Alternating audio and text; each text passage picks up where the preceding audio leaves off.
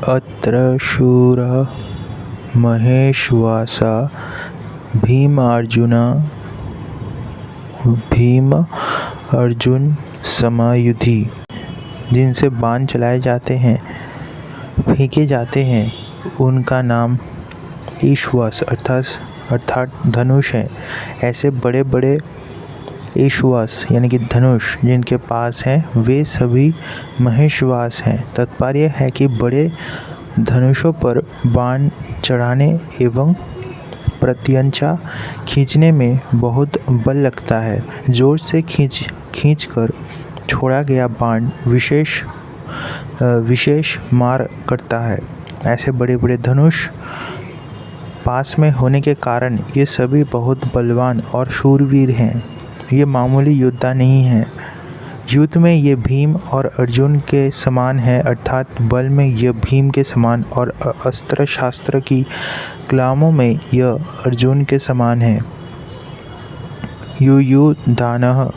युयुधान सात्यकी ने अर्जुन से अस्त्र शास्त्र विद्या सीखी थी। इसलिए भगवान श्री कृष्ण के द्वारा दुर्योधन को नारायण सेना देने पर भी वो कृतज्ञ होकर अर्जुन के पक्ष में ही रहा, दुर्योधन के पक्ष में नहीं गया।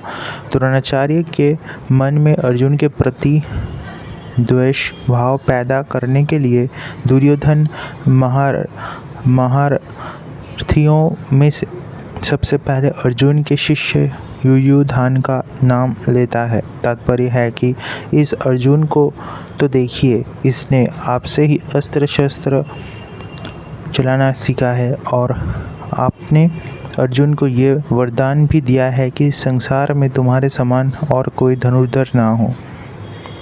ऐसा प्रयत्न करूँगा।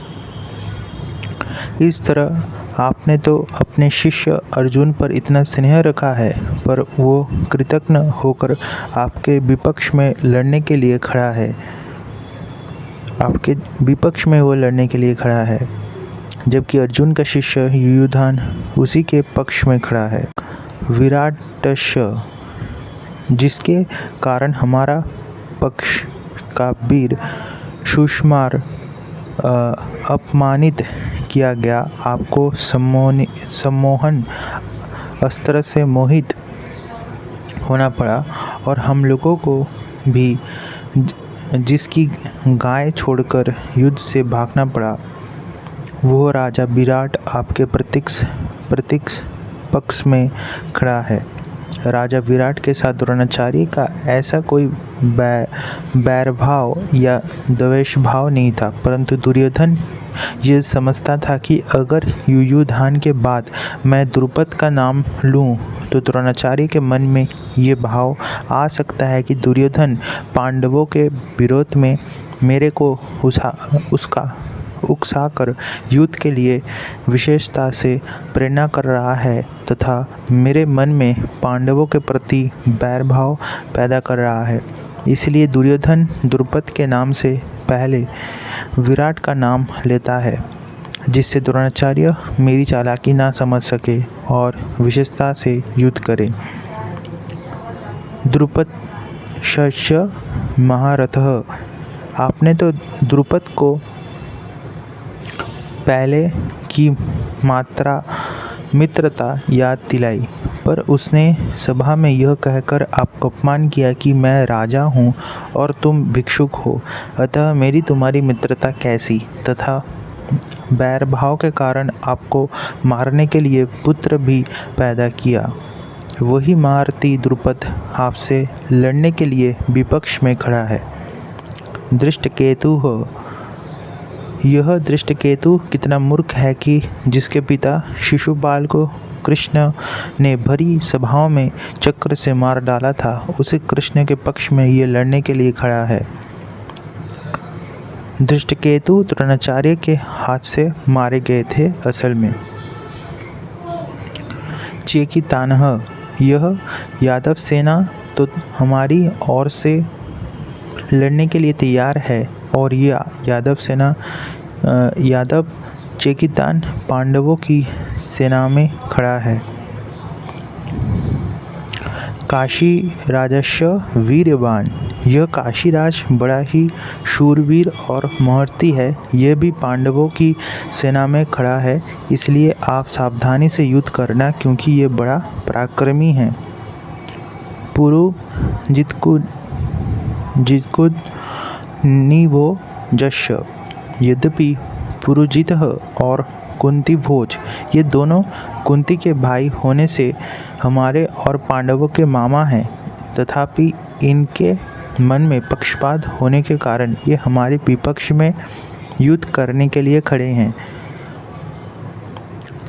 शैवस्य पुंगवः। यह शैव युधिष्ठिर का शवशूर है। यह मनुष्य में श्रेष्ठ और बहुत बलवान है। परिवार के नाते ये भी हमारा संबंधी है, परंतु ये पांडवों के ही पक्ष में खड़ा है। युधामन युश्च विक्रांत उत्तमौजाश्च वीरवान। पांचाल देश के बड़े बलवान और वीर योद्धा युधामन्यु तथा उत्तम मौजा मेरे बैरी अर्जुन के रथ के पहियों की रक्षा में नियुक्त किए गए हैं। आप इनकी ओर भी नज़र रखना। सौभद्रः। यह कृष्ण की बहन सुभद्रा का पुत्र अभिमन्यु है। यह बहुत शूरवीर है। इसने गर्भ में ही चक्रव्यूह वेदन की विद्या सीखी है, अतः चक्रव्यूह रचना के समय आप इसका ख्याल रखें। द्रौपदेयाशः। युधिष्ठिर, भीम, अर्जुन, नकुल और सहदेव, इन पांचों के द्वारा द्रौपदी के गर्भ से क्रमश प्रतिविंध्य, सुत-सोम, श्रुतकर्मा, शतानिक और श्रुतसेन पैदा हुए हैं। इन पांचों को आप देख लीजिए।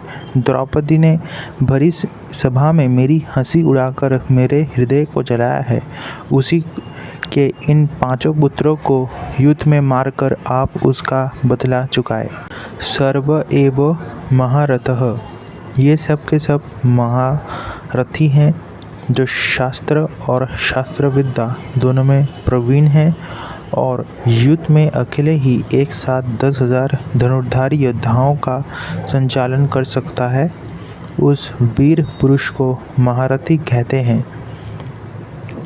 ऐसे बहुत से महारथी पांडव सेना में खड़े हैं।